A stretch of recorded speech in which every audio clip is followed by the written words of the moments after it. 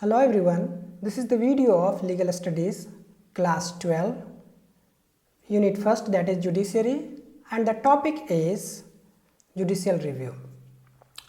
In my previous video, we have discussed about the Judicial Review, the concept of Judicial Review, the grounds of the Judicial Review, historical background of the Judicial Review, everything we have discussed in my previous video.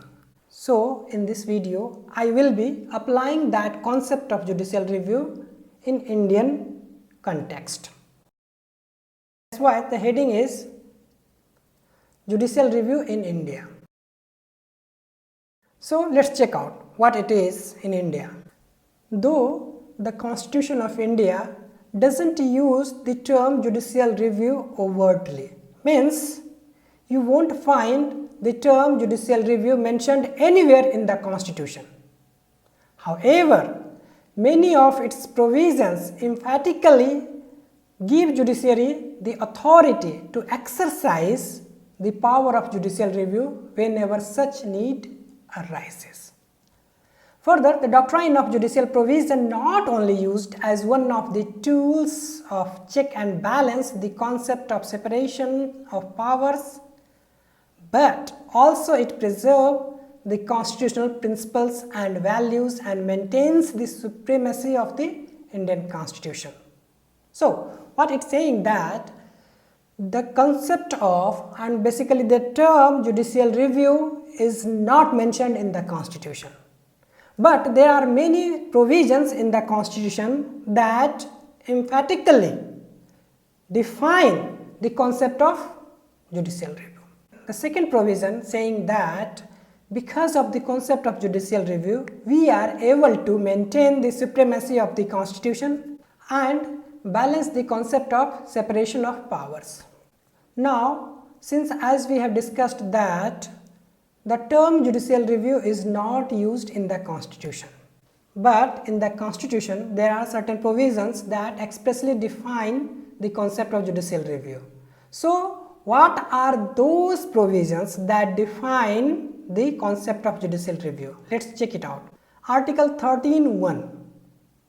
The laws which are inconsistent with or in derogation of the fundamental rights shall, to the extent of such inconsistency, be void. So, Article 13 of the Constitution saying that if any laws that is inconsistent with this part, means part 3 of the Constitution that defines the fundamental rights. So, if any law that is contrary or inconsistent with the fundamental right, then that will be void. Now, let's check out what Article 13(2) says. The state shall not make any law which takes away or abuses the rights conferred by this part, and any law made in contravention of this clause shall, to the extent of the contravention, be void. So, what this provision is saying that you need to understand in order to understand the concept of judicial review in India. This provision simply saying that any law made by the legislature which is contradictory to the part 3, that is fundamental rights, then that law ab initio, means from the beginning itself, will be void. Let's understand it with an example. Suppose legislature has made a law which has certain provisions, say it has 5 provisions or 6 provisions. Out of those 6 provisions, if one provision is inconsistent or contradictory with the fundamental rights, then only that part or only that provision will be void, not the whole provision or whole law. So, only one provision of that law will be void. So, that is the meaning of to the extent of the contravention. Now, let's check out the next provision of the Constitution that defines the concept of judicial review. That is Article 32. That is the right to constitutional remedies and writ jurisdiction of the Supreme Court. So, Supreme Court has power to issue certain writs under this article. The next provision is Article 131, that is original jurisdiction of Supreme Court, especially resolving the dispute between center and state governments or between two or more state governments. So what this provision, that is Article 131, saying that it defines the original jurisdiction of the Supreme Court. As we know that Supreme Court is an appellate body. It means you can approach Supreme Court through appeal, not to direct file the case. But there are certain original jurisdiction that Supreme Court has, that is regarding the dispute between center and state, means the central government and the state government. If there is any dispute between these two, then Supreme Court has the power, or it is the only Supreme Court who has the power to resolve the disputes arised between central government and the state government and between two or three state governments. So this is original jurisdiction. So under this provision, the Supreme Court has the power to apply the concept of judicial review. The next one is Article 136. It says, notwithstanding anything in this chapter, the Supreme Court may in its discretion grant a special leave to appeal from any judgment, decree, determination, sentence or order in any cause or matter passed or made by any court or tribunal in the territory of India. So what it's saying that Supreme Court has the power to call for the review or to take the cases decided by the lower courts or by tribunal for the review purpose. So this is another scope for the Supreme Court to apply the provision of or the doctrine of judicial review. The next one is Article 226. It is same as Article 32 that we have discussed regarding the Supreme Court, but this 226 is regarding the high courts. That's it. This is the only difference.